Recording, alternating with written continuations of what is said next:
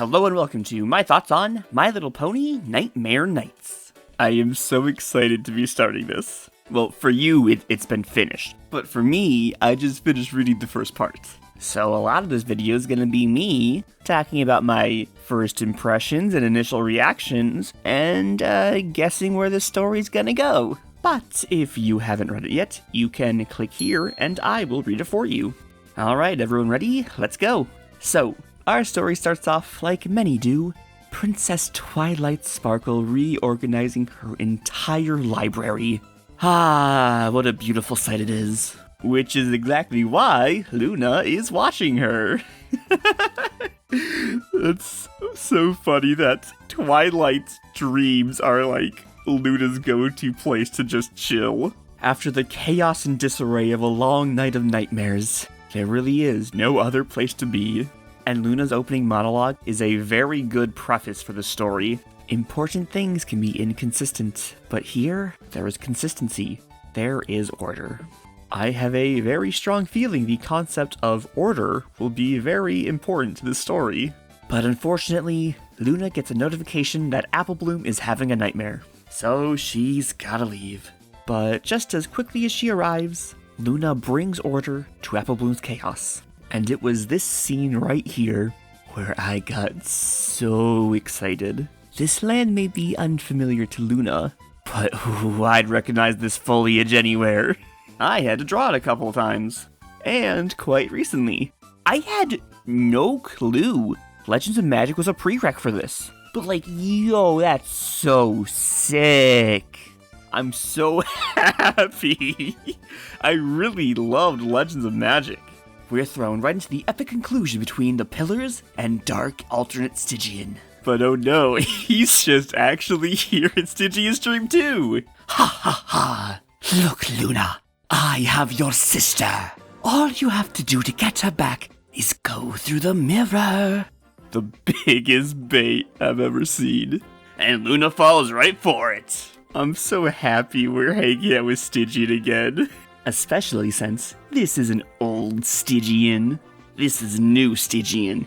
Bigger and better than ever. So Stygian takes Luna to the Hall of Mirrors, where of course, Legends of Magic Annual begins. And apparently, they just broke the mirror. They didn't actually destroy the mirror. It's still actually here, mostly intact. If you say so, Star Swirl. I don't know what exactly he will be studying, but it's not really that big of a deal. What's also not really that big of a deal, but bothers me immensely more than the mirror being here, is this sentence right here. That was 1,000 moons ago. No, it was not. It was more than 1,000 years ago. People just over here throwing out moon interchangeably with year, even though the cycle of a moon is approximately 29 days, not even close to 1 year. And I guess, okay, maybe Stygian's banishment isn't that long before 1,000 years ago, but still, it's more than 1,000. Anyway, Star Swirl entrusted Stygian with one piece of the Shattered Mirror, and he was tasked with completely destroying this one piece so that the mirror may never be completed ever again. Unfortunately, despite Star Swirl learning to have trust and faith in his friends, this was an era in Stygian's life where he was like, fuck you, Star Swirl, I'm gonna keep this mirror just to spite you. Ah, old Stygian. And then Luna asks him to make the same promise Star Swirl once did. If I do not return, do not let Celestia come looking for me.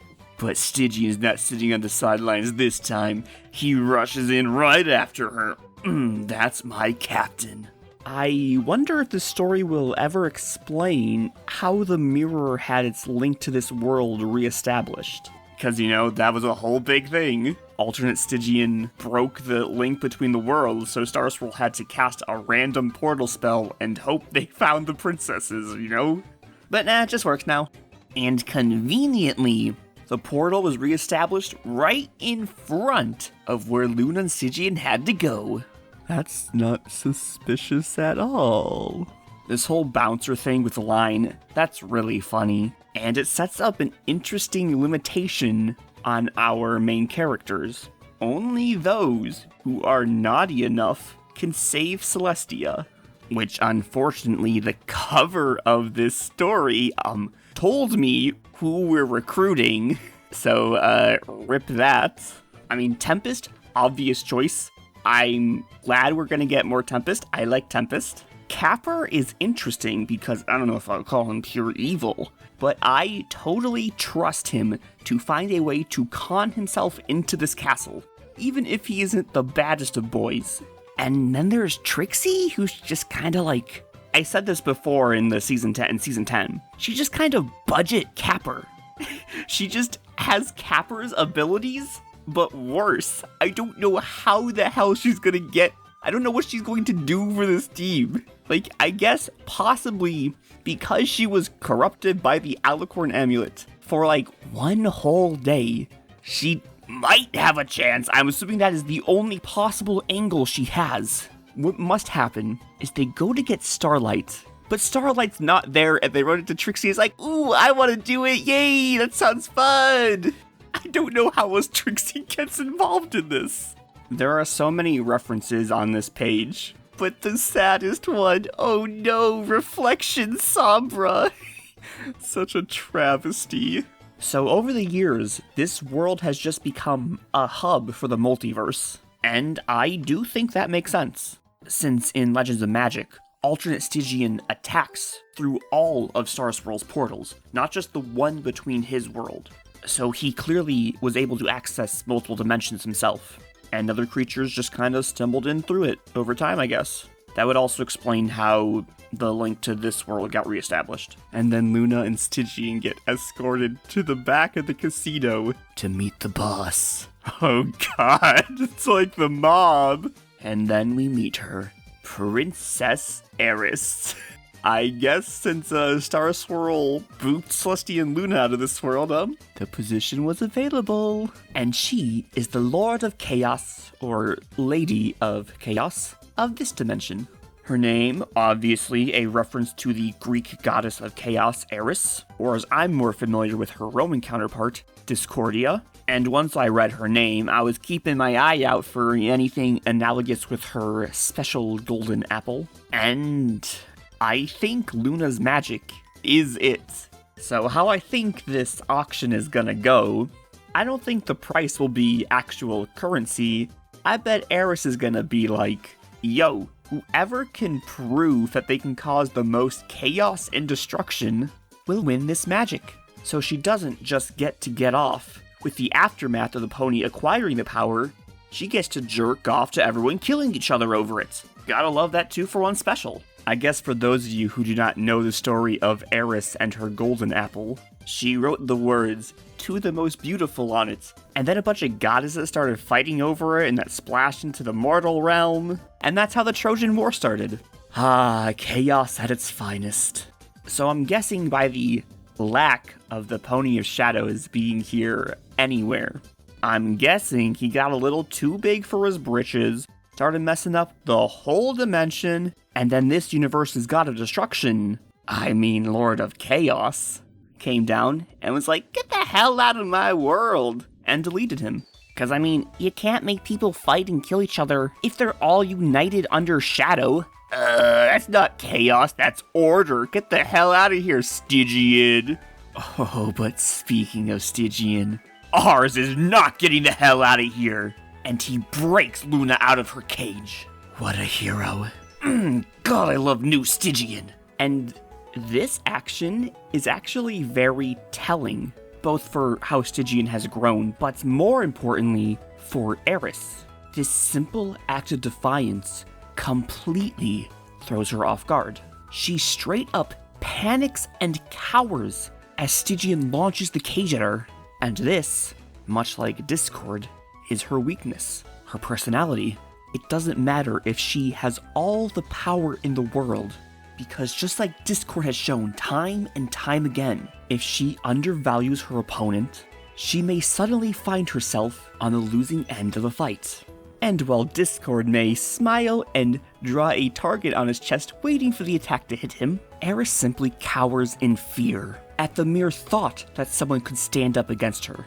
She's so rattled, she doesn't even stop Stygian and Luna from walking out. And this is how our team wins. we know Discord can be stopped by removing him from his magic.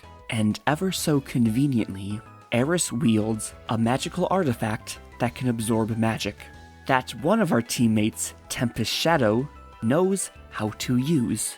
So the actual plan is straightforward. Get the staff, use it against her. But how will our heroes get the staff? Well, I imagine that task will lie on Capper and Trixie. Tempest is probably going to be dealing with Daybreaker, while Luna and Stygian deal with Eris. More so keep her focus. He and Luna will probably have to, yell at her to really distract her. I don't think Stygian's magic is gonna outpower her. And then meanwhile, in the back, Capper's gonna come up, yoink the staff, but then boom, Eris captures him. But bam! Suddenly it was Trixie the whole time, and then suddenly Capper appears staff in hand. She took it 5 minutes ago. Hell yeah. That's how I think it's gonna go. Assuming everything runs smoothly. If everything doesn't go that well, the gang can free Celestia from the collar somehow, but then again, she'll still be corrupted, but she won't be an ally to Eris. Not like Eris needs the power. I don't know how Celestia plays into this. So it'll be interesting to see what Celestia has to do with any of this plot, besides being the bait. That's probably more or less the plan Stygian's gonna come up with. And I'm pretty sure Discord will be the very first person Stygian consults for research. And judging by the fact that Discord is not on the team, despite this being a very Discord-level problem, combined with how indirectly Eris had to lure Luna, I don't think Discord and Eris can operate in each other's domains. Not like there's some Lord of Chaos official guidelines they need to follow, but I'm guessing if Discord were to go through the portal to that world, he wouldn't be able to access his magic because all of the chaos magic around him would be Eris's. Which is why Eris had to use the Pony of Shadows magic to actually get to Luna. So there's also been this whole character plot of Stygian being like, we need to stop and assess the situation. But Luna's all like, no time, keep moving. Not to just skip over all this stuff, but I'll talk about it when I've read the whole story. I'd like to see it in its entirety before I really get into it. I think that is all I have to say about part 1. I will go into all of the art changes collectively at the very end, but one I just want to talk about right now is my Nightmare Moon redraw. I just did it today, actually. So that was not the original plan. Originally, so Stygian's like, does it hurt? And I'm like, does what hurt, Stygian? She just yelled. So when I recorded the line, I went with, does it hurt yelling like that? And it was pretty funny. But then I thought, maybe I don't make light of this situation. But if he wasn't concerned about Luna straining her voice, what does he mean by, does it hurt? I don't know what else he'd be asking about. But then I got the idea, what if she just went full Nightmare Moon? Could I do that? And short answer is, yeah, I think it came up pretty good. And my logic was, it's based off something she does in the comic Ponies of Darkwater, which is conveniently drawn by the same artist, so I actually had reference for Nightmare Moon in his art style. I mean, it was mostly just recoloring, so it wasn't even particularly challenging. But with that, let us move on to part 2. Okay. Now that I've read part 2 and I have a little more insight onto the dynamic of how this team was recruited, I want to slightly amend my predictions.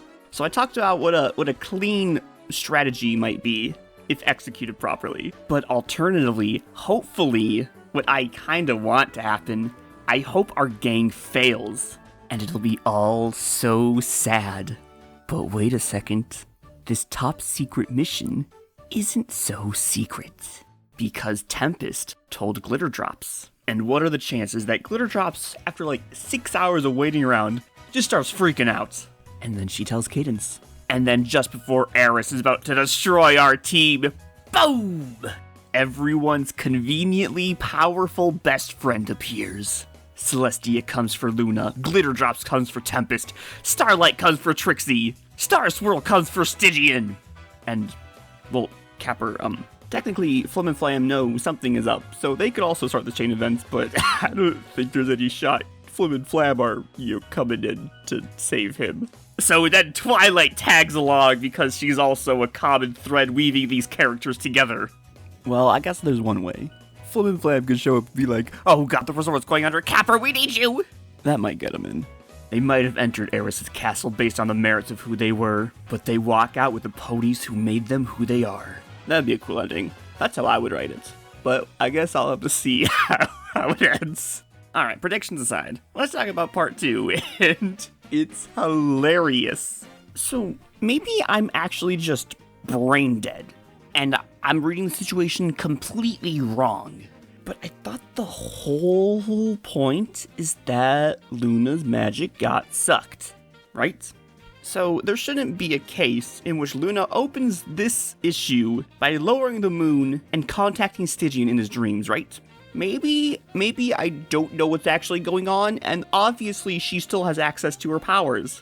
But I'm pretty sure that's just a giga plot hole. And it's hilarious. Like, I manually went in and turned off Luna's magic in the first page, you know, in my attempt to salvage the situation, and had Celestia lower the moon for Luna because she's sick or something, I don't know. God, what a great start to part 2. But besides the weird magic thing, I do like Celestia and Luna's conversation. It's pretty cute. And Luna yelling at Stygian for falling asleep right when she was supposed to get off duty. That's also funny. It's just also funny that she shouldn't have been able to contact him in his dreams in the first place. So Stygian's been up researching all night, and he thinks he knows how the goody two-shoe sensor works. So it's not actually measuring good versus evil like the label might suggest. It's more so lawful versus chaotic, which definitely helps Capper and more so Trixie get through this gate. If you aren't D&D pilled and don't really know what being lawful versus chaotic means, lawful is basically like following set guidelines and traditions for things, while chaotic is more like you do things however you feel like doing things in that moment. But anyway, Stygian figures out what kind of team they need to make, so they go get a thief in Capper, they get a powerhouse in Tempest, and lastly, because Tempest, you know, might have the raw power, she doesn't really have the ability to focus her magic into anything useful, besides, you know, death and destruction.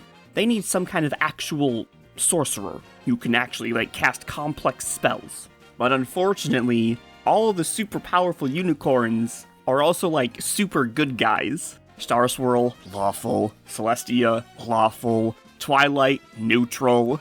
But there are two options, Sunset Shimmer and Starlight Glimmer, which gotta say, super cool Sunset gets mentioned, and perfectly understandable why they do not want to bring her on this mission. And honestly, she's probably out of practice of being a horse. And then there's Starlight, which, when I saw that Trixie was on the team and not Starlight, I have been waiting for the explanation as to why Trixie is here, but not her great and powerful assistant instead. She's too close to Twilight. What do you mean? You don't trust Starlight, Stygian? The pony who stood up to Star Swirl, and by extension Twilight, for you? And you think she'll go behind your back and tell Twilight? No shot. Bad reason. Starlight's too close to Twilight, but oh, don't worry, Trixie's not too close to Starlight. No problems there. God, I bet she told Starlight like 5 minutes after she found out. She'd totally be all like, of course I told my great and powerful assistant where I was. But what I really want to know, what the hell did Trixie do in Yak-Yakistan? In what way did you expect them to react? Why would you write a spell that did that? It's grotesque! What did she do? Anyway. While we do have raw destruction and a below-average illusionist, our team did not end up getting a powerful spellcaster. But I'm thinking, based on what we saw in part 1, Stygian is finally gonna step up to the plate, not only put on his captain's hat, he's gonna put on his hero hat! Cause I'm pretty sure he's been practicing some giga spells that are gonna save the day. Gotta say though, crazy that it did not cross Stygian's mind once to, get some insider information from Discord about Eris. And even if Stygian has never met Discord, so of course why would he think of Discord? Luna should. Stygian runs into the Sirens, who run straight home to read 17 books on them. Stygian runs into a Lord of Chaos. I am not going to consult my Lord of Chaos about that Lord of Chaos. Okay. I planned strategy and I read all I could about the beasts we faced. But I think that's all I have to say about part 2. I am so excited to read part 3. Alright, we're finally here, inside Eris's Castle Casino. I don't know what Luna means when she didn't think there would be so many. The entire place was literally full last time you were here. Were you even paying attention? But because of this newly acquired information, we need a distraction right away. Oh, rip plan. Even though I don't think a bunch of randos care if they're just walking in. Who cares? Eris cares. Eris isn't here. Eris isn't here until Tempest blows everything up. Oh, I thought that was the point of the costumes. Why do we need a distraction? I guess that's what you get for hiring a bunch of chaotic individuals for your super secret stealth team. At this rate, we might as well have just gone guns blazing with the full power of friendship. But anyway. After Tempest ruins Trixie's fun, Capper pockets some little orb item. I'm assuming it's one of the real things and not a fake thing. Unless this is one of the fake things and Capper's gonna use it to do a little switcheroo with the orb containing Luna's magic. That could happen. But then, Celestia comes up and wrecks Tempest. Which then, lets Eris know that Luna's here trying to take her magic back. And, oops, so much for sneaking in with disguises. Besides Trixie, literally nothing is going well. Tempest is stuck in a nightmare. Luna's off by herself, magicless. And Capper and Stygian are probably about to be put into a nightmare. You know, at least Trixie did her job. She distracted the guards on the upper floor. Good job, Trixie. So what I'm guessing Luna is up to, while she told everyone the point of this little heist was to get her magic back, she still has her original objective of saving Celestia. So she's probably trying to figure out a way to do that. I don't really know how they're gonna pull this one off. But then again, Eris isn't really doing anything. Even though technically, in theory, she should have the power to do whatever the hell she wants. But maybe she's actually a dog-ass Lord of Chaos. Which, I mean, honestly, she's actually planning to sell this to the highest bidder still? Why does she care about the money? Especially when it's her money from her casino that is being used to buy it. This is very chaotic to me. I don't know, guys. She seems to be imposing a lot of rules on this place. Only certain people can come in. You can't break anything. She actively has guards and security enforcing these rules. I don't know, guys. Doesn't seem like a real Lord of Chaos to me. Speaking of chaos, I love that Trixie, as soon as she sees that there's magic shows going on here, she gets oh so pissed that she hasn't been invited. Screw the plan. I gotta go show them what's what. And then Luna gives her a cute little talk. And she's like, alright, fine. I'll show off later. There goes Luna, bringing in that consistency and order she talked about in the opening monologue. The great and powerful Twilight is pretty funny. I love that she's just a Twilight from a world where her and Trixie's roles are switched. That's great. This issue, part 3, so much better paced than part 2. Part 2 definitely could have shortened some of the plan recapping with the, when they were recruiting the different teammates. No reason we had to sit there and witness Capper being told, and then Tempest being told, and then Trixie being told. But this issue, on the other hand, very concise, to the point, but still manages to show a lot of cool things happening. Hopefully part 2 is an outlier here, and that 4 and 5 are just as good as 1 and 3. I mean, I get it. Something had to take the hit to shove all that context in, and hopefully part 2 is the only casualty, and it took the hit for the rest of the series. Alright, that's all I've got to say on part 3. Let's move on to part 4. Okay, so I got some mixed feelings. Some cracks I noticed in part 3 are much more blatant now in part 4, and they are about Eris and Daybreaker's characters.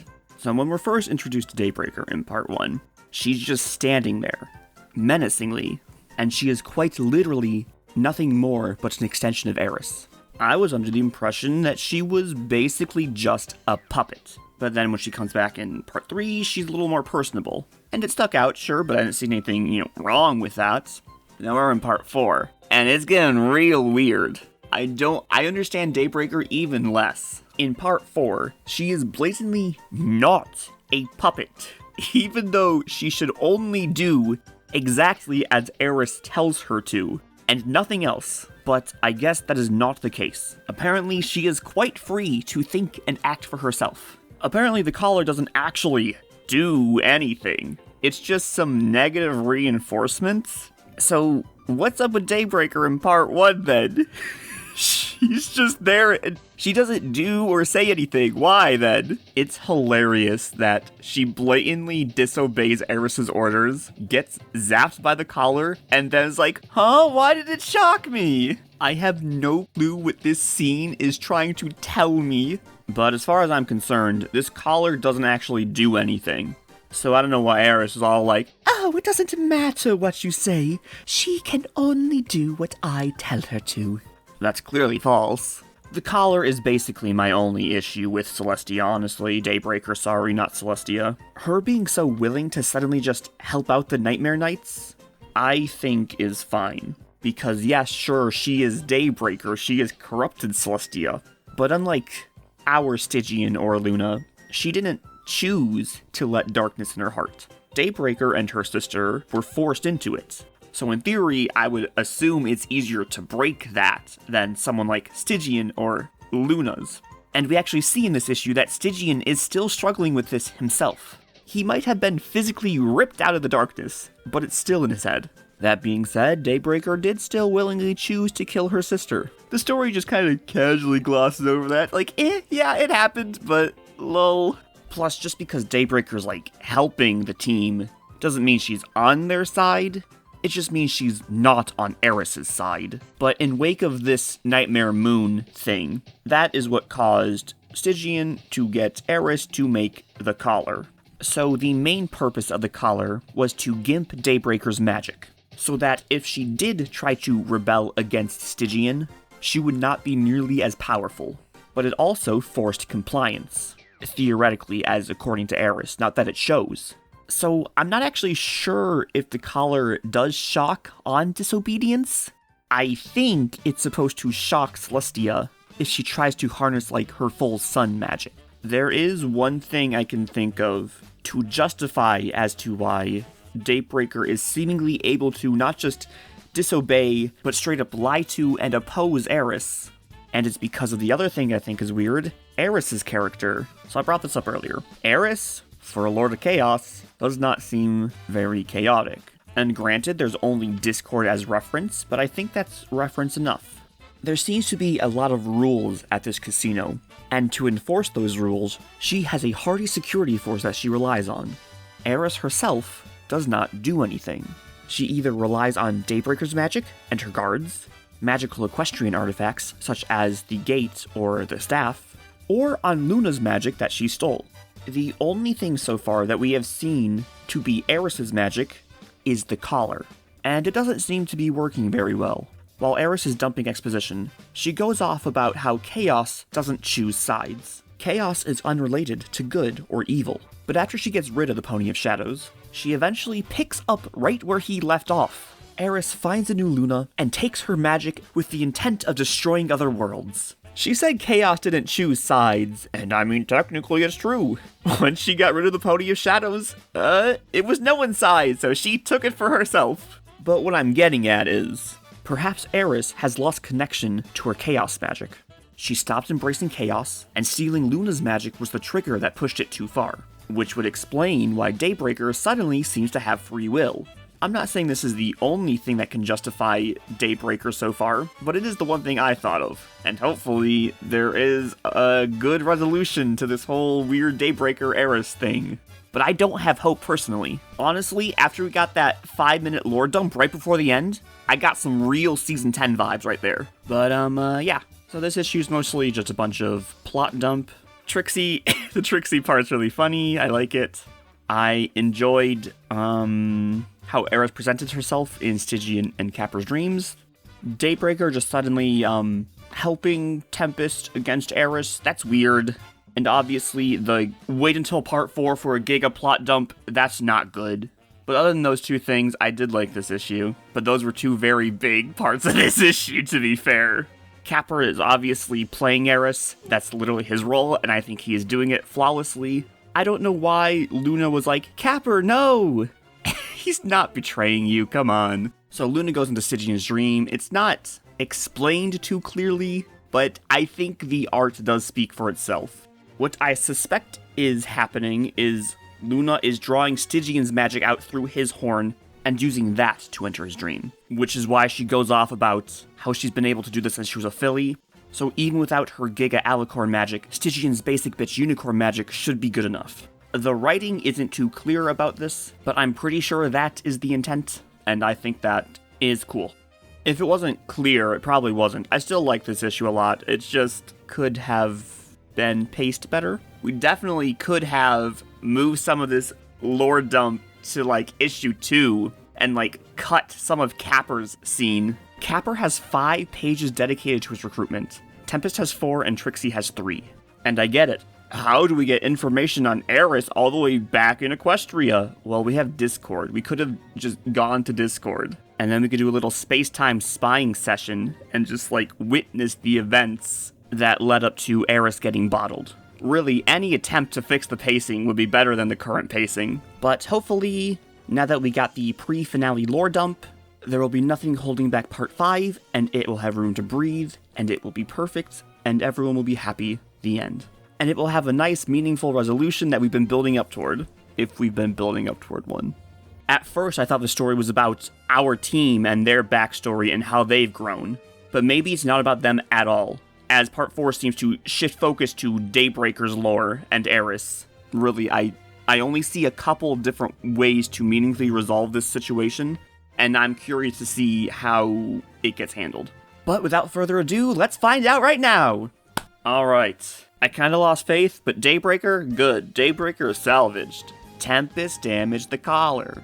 But getting ahead of myself, let's start at the beginning. So, part 5 starts off with Capra and Eris. Just kinda hanging out. Trying to justify to the reader how Capra could be aligned with Eris. But I don't know, I didn't fall for it. I had complete faith in Capra the whole time.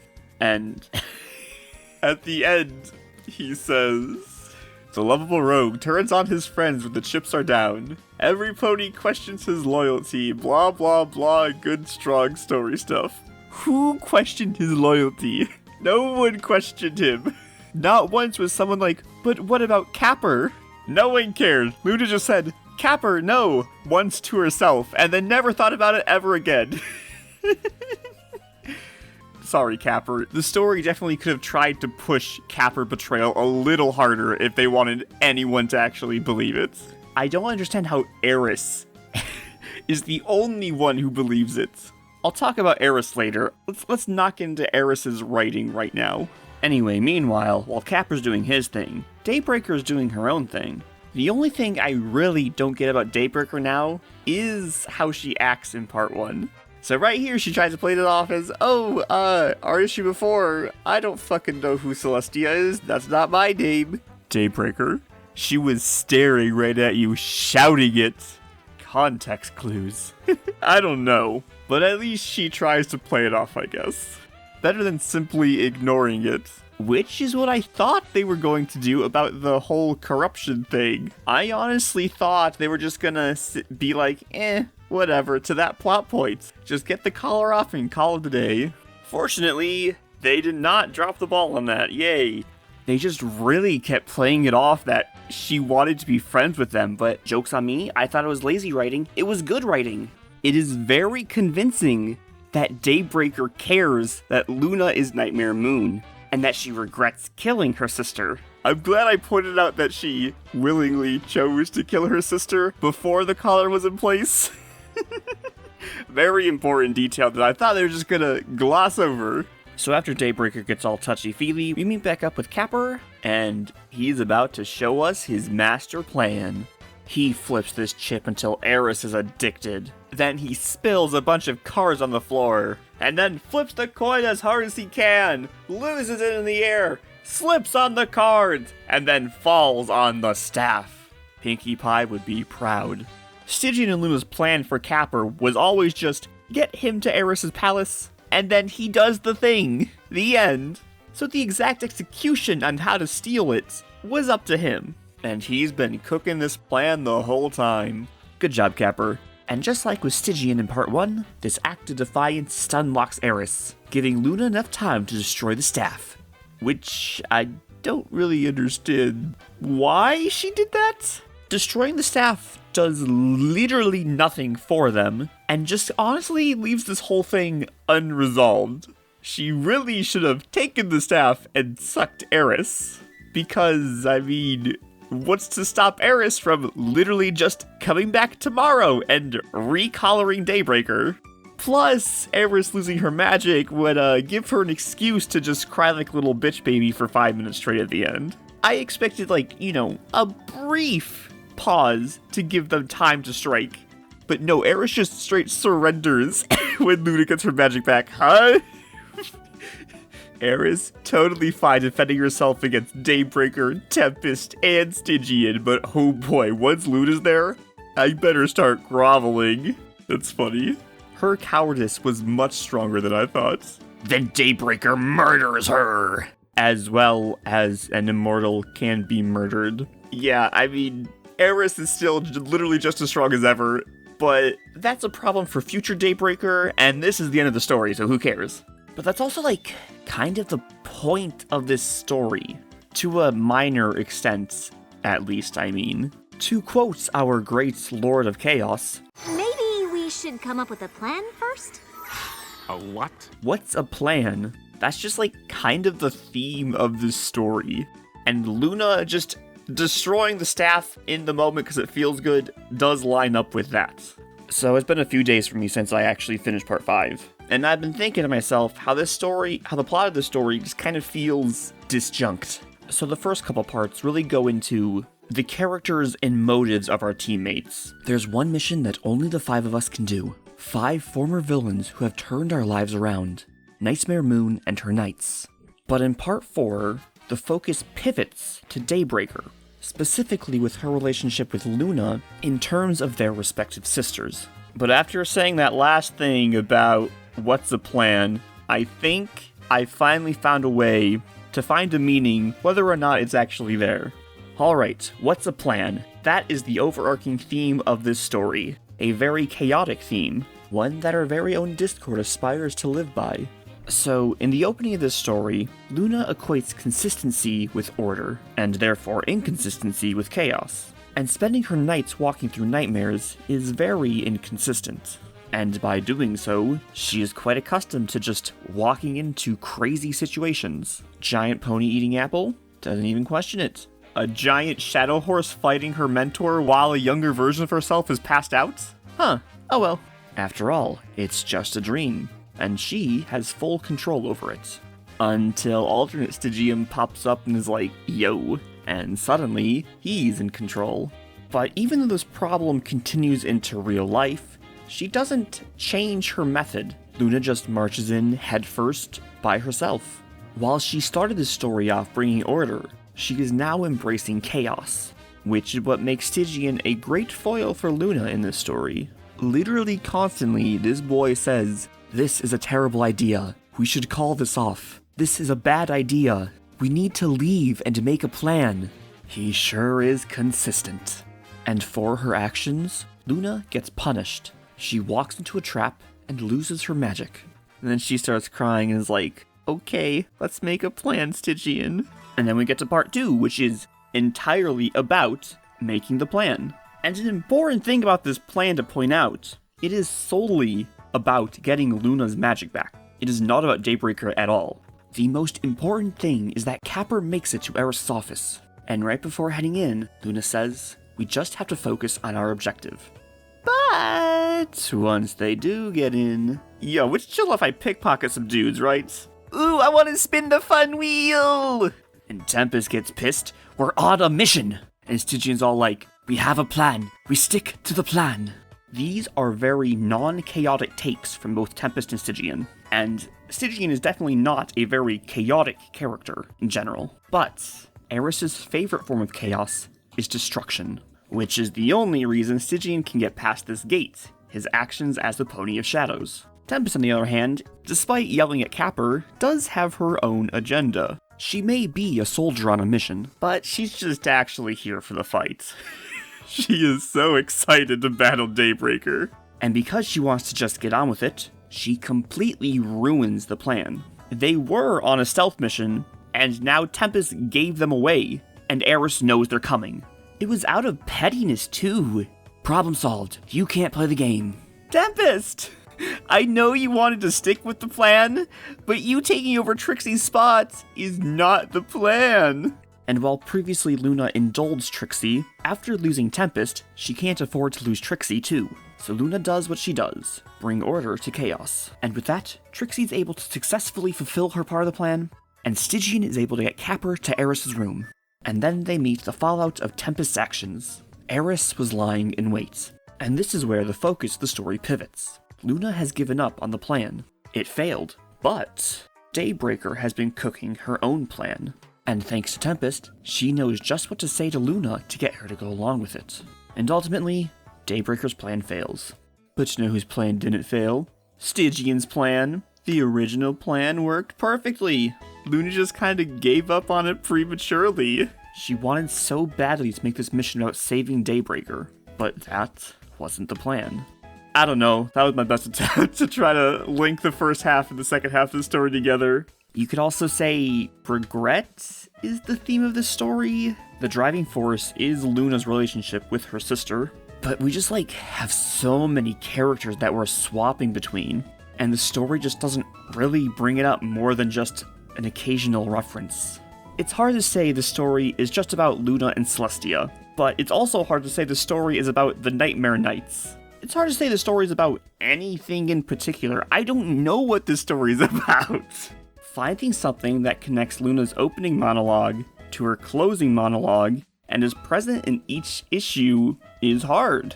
Luna's closing speech makes it seem like she tried to change Daybreaker, but Daybreaker initiated everything herself, and Luna just simply thought that she had changed. She never tried. She didn't nudge her in any direction. Luna just simply accepted that Daybreaker was manipulating her and moved on. But yeah, anyway, I don't know what the theme of this story is. Maybe it didn't have an overarching theme. Just, embrace the chaos and write whatever you want in the moment. Is it finally time to talk about Eris? I don't think Eris is a good character. Let me rephrase that. I don't think Eris is a well-written character.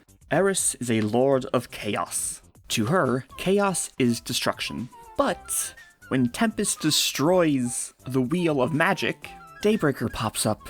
You damaged royal property. Princess Eris doesn't like that. Really? Her favorite form of chaos is forbidden? Apparently, she only likes it when other worlds get destroyed. Hey, isn't that what the Pony of Shadows was gonna do? Mess up other worlds? Speaking of the Pony of Shadows, he had Eris make a control collar for Daybreaker, which she continued to use for herself after the Pony of Shadows was gone. But don't worry, Eris doesn't pick sides. Tempest gets held and interrogated for breaking Eris's rules. Let me go to Google real quick. So, a situation characterized by respect for and obedience to the rules of society is known as law and order, which are both antonyms for chaos. So, Tempest disrupted Eris's law and order by damaging royal property. Something just isn't quite adding up. And then, after trapping Stygian and Capper in nightmares, Eris comes down to them. I can make it all go away. Just fall in line and do whatever I tell you to. Also, Eris has claimed the title of princess. I wouldn't quite call a monarchy chaos. In part 5, Capra says to Eris, "The Storm King had an iron fist like your pony of shadows. He didn't appreciate the finer points of chaos. The more he squeezed, the faster it all slipped through his fingers." This is literally how Eris is written. No one says anything about it, and it's weird. It feels like it should be a plot point, but no one cares, and I don't know. Like I said previously, I have no clue what this story is actually about. You don't understand chaos, but that's alright. You don't have to understand right now. You'll have an eternity of nightmares to figure it out. Eris just over here pretending like chaos has a meaning, and I guess for her, it means destruction. It really is a shame that she doesn't appreciate the finer points of chaos like Discord does. That being said, it's not like Eris never has any good chaotic writing. When she's talking about the past, I think her actions for the flashback are well written. Eris sensed the conflict between the Pillars and Stygian was about to end, so she intervened to keep it going. Conflict is chaos. If either side won, the balance would end and there would be order. And she chose not to intervene when alternate Stygian yoinked our Celestian Luna. She already intervened once, and a second time would essentially be picking sides. And eventually, when the time came, she got rid of alternate Stygian, but after that, she changed. The Pony of Shadows locked me away for centuries. It drove me mad, and I would buy it. I would accept that that is the reason she acts so weird. If anyone brought it up. The story just goes in too many directions. There doesn't seem to be a common focus. Is this story about the Nightmare Knights, who they used to be and who they've come to be? Is this story about Luna's regrets for falling to darkness, and her desire to save her sister from that fate? Even Eris's fall from chaos could be lumped in with Luna's desire to save Daybreaker. If Luna were able to save Daybreaker from corruption, she may be able to save Eris from order. But the lesson Luna learns at the end is that you cannot control someone. You cannot force them to make the choices you want them to make. I would say the story is about Luna's failure to save Daybreaker and by extension Eris, but she literally did not try once. Alright, let's wrap up this video. Art changes, let's go! There's a mix of sizable changes and extremely minuscule changes. So, in order of appearance. 1. Luna's crown. In every single issue, there's about a 50-50 chance whether Luna's crown is colored black or blue. So in every single instance it was colored blue, I recolored it black. There is literally way too many instances to even show, but it's like every other panel it happens. 2. Apple Bloom's nightmare. It's originally nighttime in her nightmare. I made it daytime because Luna's like, good evening, and then Apple Bloom's like, evening is the middle of the... And I don't know why else she'd be questioning the time, so I just made it day, and when Luna's there, it's night. I also changed Luna's text from good evening to good night, and then Apple Bloom from evening to night, just because she's the princess of the night. Hello, come on. 3. When Luna first enters Stygian's dream, I added this dialogue bubble of Star Swirl talking. It's what he says right before Stygian says, "I'll get them." I added it because I thought it would be a good transition into the next scene. 4. In this panel here, I changed alternate Stygian's face from this weird, ugly, amorphous, blobby face to a horse face. I just kind of copy-pasted it from a different panel and then recolored it. I understand what they're going for, but like, so in this panel here, it's amorphous, blobby face, and he's like materializing behind Luna. But then after he materializes, he goes blobby face again. He already materialized, just give him the regular horse face. 5. Luna's just kind of shouting, "I am Nightmare Moon, blah blah blah blah blah." Said this earlier, I redrew her actually as Nightmare Moon and did a little edit, and I thought it came out nice. I did it for these two panels. Here's the originals. Here's the Nightmare Moon edits. I did it because of Stygian's follow-up questions. I just thought it would make more sense if she did more than raise her voice. And it giga paid off, because in part 5, Luna asked Stygian to make her look like Nightmare Moon. She asks him if he remembers what she looks like. And I don't know why else he would have any kind of context for knowing what Nightmare Moon looks like, so Huge win on my part. 6. Part 2 opens with, uh-oh, Luna using her magic to lower the moon. That's not supposed to be happening. 7. I added Celestia's magic to this scene of her raising the sun. And I also added in the moon for her to be lowering the moon as well. Because technically, Luna can't do it. Celestia has to do it for her. Therefore, Celestia has to know that Luna can't do it. Therefore, Luna needed a reason to convince Celestia to do it without her worrying. So I made up that she was feeling sick or something. Which was the same reason I made light of Luna telling Stygian, I tried to contact you in your dreams multiple times. No, you didn't, Luna. You don't have your magic. 8. At the end of part 2, when Tempest disguised as Maelstrom passes the gate, her scar isn't drawn, so I put it on. 9. In part 3, in Tempest's nightmare, she is drawn horn-broken with her scar. I decided to remove her scar and add her horn because the nightmare is of her getting attacked by the bear. And in part 4, the nightmare actually shows her horn getting broken. So if it's not there in the first place, how is it getting broken? So I added it. You can also see in this panel here that Luna's crown is blue. That's what I was talking about earlier. Fun fact, this is also the only time in part 3 Luna's crown is drawn at all. And it just so happens to be colored incorrectly. Nice. 10. In part 4, this panel of Eris talking to Stygian, I simply mirrored it, just to continue the trend of Stygian being on the left side. 11. In these 3 panels of Tempest getting her horn clawed off, Tempest's scar is on her right eye, but the bear is swiping her left side.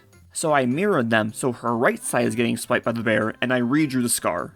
I also made the scar redder so it appeared more fresh. And I showed them in reverse order. They're originally shown zoomed in and zooming out. I did them zoomed out, zooming in. 12. This shot of Luna entering Stygian's dream. This is what the panel actually looks like. I did add the little magical swirly around Luna's horn because I thought it would be cool. 13.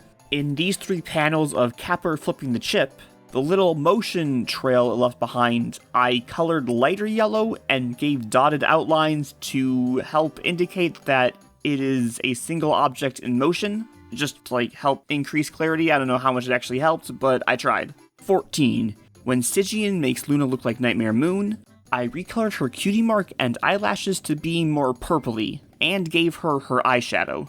15. When Trixie's dispelling the illusionary collars, one of the halves of her collars is colored gray, so I made that one pink like the rest of them. 16. This tiny portion of Luna's shadow is colored bright blue for some reason, so I recolored it to match the rest of her shadow. And finally, 17. In Luna's closing monologue, I combined these 2 little scrolly parts together because I didn't want Luna's little engagement with Celestia to be interrupted by it.